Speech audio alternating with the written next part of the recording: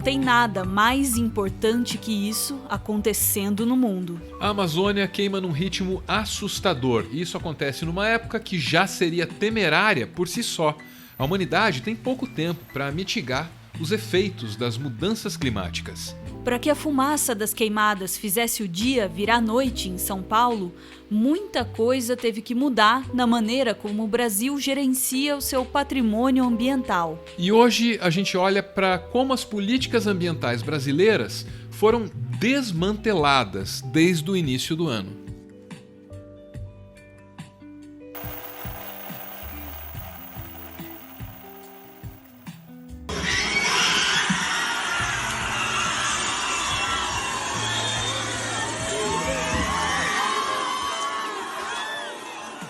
Em campanha, Bolsonaro reclamava das multas ambientais e prometia afrouxar a fiscalização em cima dos madeireiros, mineradores e pecuaristas.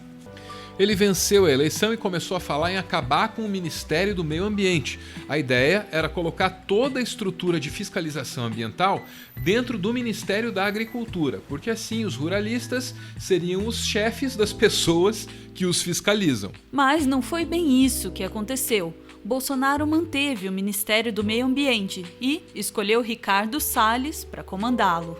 Ricardo Salles, você bem sabe, foi secretário de Meio Ambiente de São Paulo e, nessa ocasião, ele foi condenado por fraude ambiental. O Ricardo Salles teria alterado mapas de uma reserva para atender aos interesses de mineradores amigos dele. Assim que assumiu o ministério, Salles acabou com a Secretaria de Mudanças do Clima e Florestas. Essa secretaria era parte importante da estrutura que o Estado tem. Tem não, da estrutura que o Estado tinha. Ok, a Secretaria de Mudanças do Clima e Florestas era parte importante da estrutura que o Estado tinha para prevenir as queimadas. Só que o Salles achava que essa secretaria aí era uma bobagem. Ao acabar com a secretaria, ele declarou: a secretaria tinha virado cargo honorífico. As pessoas ficavam fazendo turismo internacional às custas do governo.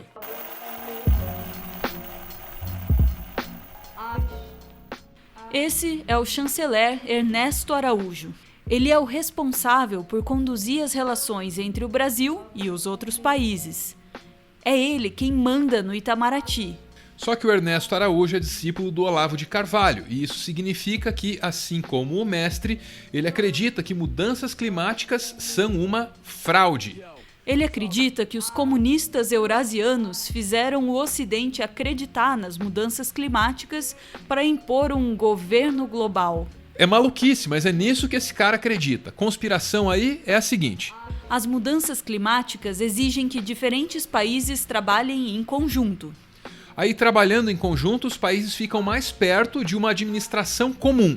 Essa administração comum seria o governo global. Um governo global liderado pelos comunistas eurasianos, porque na conspiração olavista, os comunistas sempre vencem. Essa é a teoria conspiratória que o chanceler chama de filosofia. E foi em nome dessa conspiração ou filosofia que o chanceler extinguiu a Subsecretaria-Geral de Meio Ambiente do Itamaraty.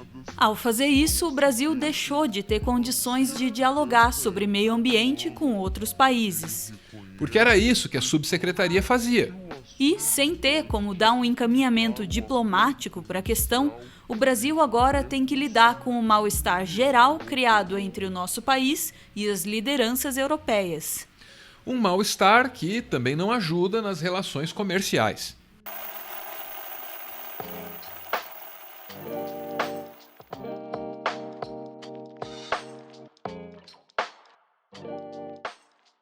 O Serviço Florestal Brasileiro foi criado em 2006. A principal atribuição do órgão é o Cadastro Ambiental Rural, o CAR. O CAR é um registro eletrônico obrigatório para os proprietários de imóveis rurais. Basicamente, o CAR identifica quais áreas são reservas legais e quais áreas são de preservação permanente. Esse cadastro é o jeito que o Brasil tem de separar as terras que podem virar lavoura ou pasto das terras que precisam ser preservadas. Até recentemente, o Serviço Florestal Brasileiro, que é responsável por esse cadastro, era ligado ao Ministério do Meio Ambiente. Aí, no governo Bolsonaro, o serviço pertence ao Ministério da Agricultura. Ou seja, agora são os agricultores que decidem o que pode e o que não pode ser desmatado.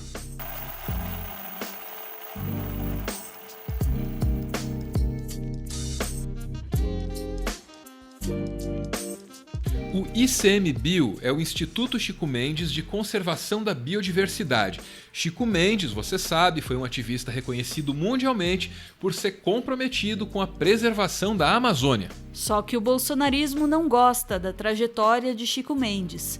Nessa entrevista, o ministro do Meio Ambiente diz o que acha de Chico Mendes. As pessoas que são do agro, que são da região, dizem, olha, o Chico Mendes não era isso que é contado.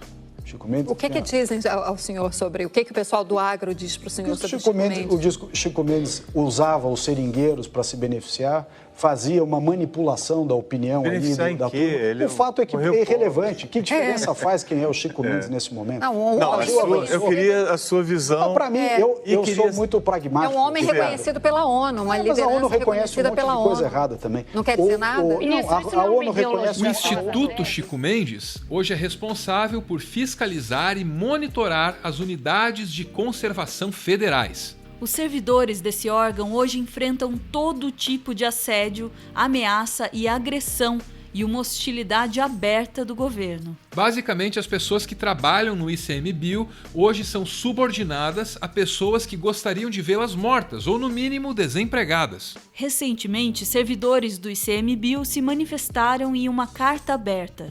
As reivindicações presentes na carta mostram como são tratados esses profissionais. O texto pede para por fim à política de assédio e intimidação de servidores, envolvendo, entre outras estratégias, as remoções de cunho punitivo, o cerceamento à livre manifestação, além de críticas e insultos às instituições e servidores por parte do alto escalão do governo federal.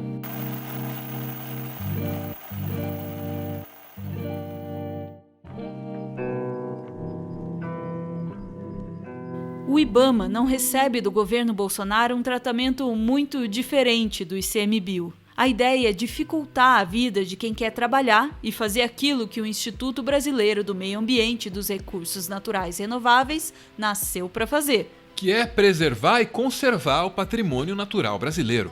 No IBAMA também há assédio, ameaça e cerceamento das liberdades. E pior, hein? O governo colocou dentro do IBAMA gente disposta a sabotar o IBAMA.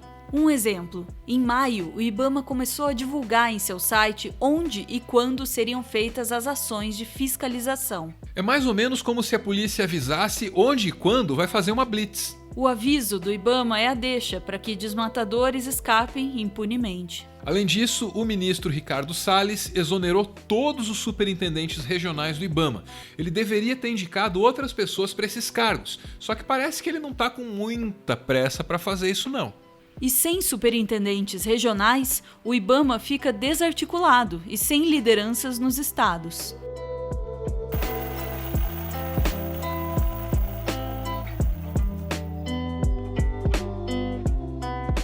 O INPE é o Instituto Nacional de Pesquisas Espaciais e é ligado ao Ministério da Ciência e Tecnologia. Aqui, Bolsonaro e Ricardo Salles aparecem em uma coletiva de imprensa convocada para dizer que o Instituto mente quando divulga dados sobre as queimadas na Amazônia. O ministro da Ciência e Tecnologia não está na sala.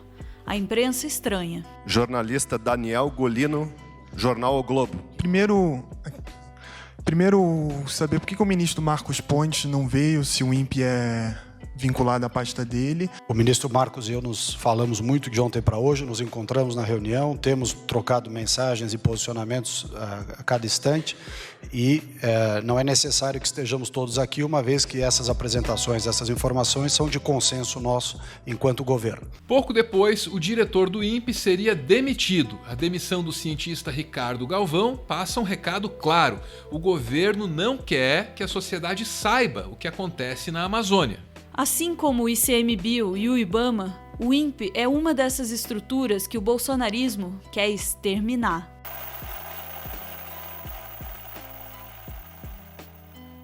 Ninguém pode dizer que não houve aviso sobre os resultados de todas essas medidas aí que nós comentamos até aqui. Nessa reunião estão todos os ministros de meio ambiente que o Brasil já teve desde os anos 90. Essas são pessoas diferentes que atuaram em governos diferentes e subscrevem a ideologias diferentes. Mas, apesar das diferenças, todas essas pessoas trabalham com os mesmos fatos. E por trabalhar com fatos, eles sabiam, o desmanche das políticas ambientais só podia dar no que deu. Primeiro, porque o que está sendo feito é parte de uma premissa absolutamente equivocada, intelectualmente pobre, conceitualmente absolutamente fora de qualquer padrão, que é de colocar a questão do desenvolvimento e a questão do meio ambiente como questões excludentes. Não precisam os ruralistas atacarem o Ministério do Meio Ambiente. O próprio ministro do Meio Ambiente faz esse papel por eles. Que esse é um momento mais do que difícil. É um momento do nonsense, porque está se fazendo coisas que as consequências serão dramáticas para a ecologia, para a sociedade e para a economia. A tragédia vinha sendo escrita mês a mês, medida após medida. Para que o dia virasse noite em São Paulo, materializando o caráter sombrio da guerra do bolsonarismo contra a natureza, houve muitos desmandos. Desmandos dos quais você nem tinha ouvido falar até esse vídeo aqui.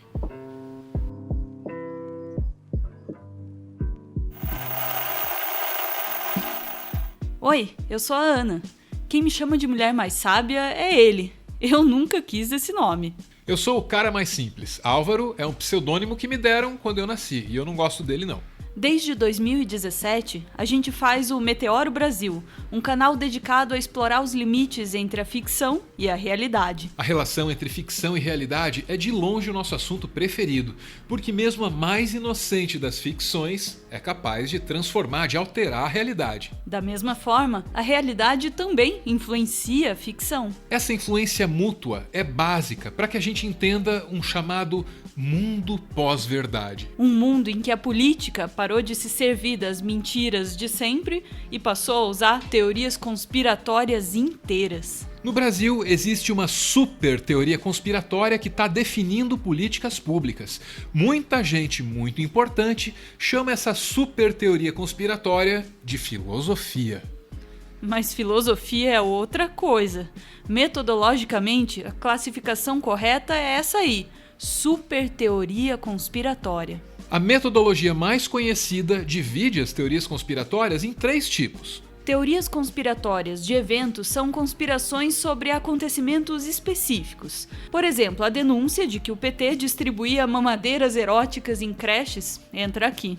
Teorias conspiratórias sistemáticas são aquelas que tratam de inimigos imaginários, tramando para corromper a sociedade. Muito do que se fala no Brasil sobre a tal ideologia de gênero entra aqui. Super teorias conspiratórias são uma espécie de megazord do mal. Elas somam as conspirações dos tipos anteriores numa grande construção ficcional. E é aqui que entra isso que o Brasil aprendeu a chamar de filosofia. Uma filosofia segundo a qual mamadeiras eróticas estão sendo distribuídas em creches. Uma filosofia segundo a qual a ideologia de gênero quer mudar a sexualidade do seu filho, enquanto comunistas eurasianos tramam para derrubar o governo e ONGs colocam fogo na Amazônia. O futuro do Brasil está sendo definido por uma super teoria conspiratória. Tudo o que você precisou desaprender para virar um idiota é o nosso livro. Ele revela 24 componentes dessa super teoria conspiratória e também tenta explicar como a gente chegou nesse ponto. O livro sai pela Editora Planeta em outubro. Você pode ler, mas só se você quiser.